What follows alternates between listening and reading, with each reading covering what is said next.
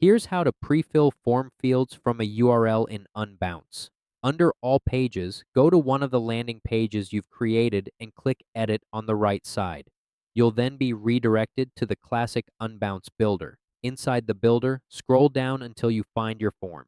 This one is my form, so I'll double-click it to open the settings window. In this window, you'll see several fields that you can pre-fill.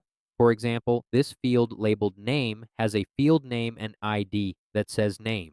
Let's say we want to create another text field for a coupon code. After creating it, you'll notice that its field name and ID might be something like Coupon 2.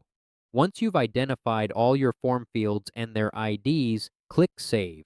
After saving, click Republish to update your landing page. Now go to your live page. You'll see your form with the fields you want to pre-fill. To pre-fill them, you'll use URL parameters. At the end of your page URL, add a question mark after the slash. Then type the field name and ID you want to pre-fill, followed by an equal sign and the value you want to display.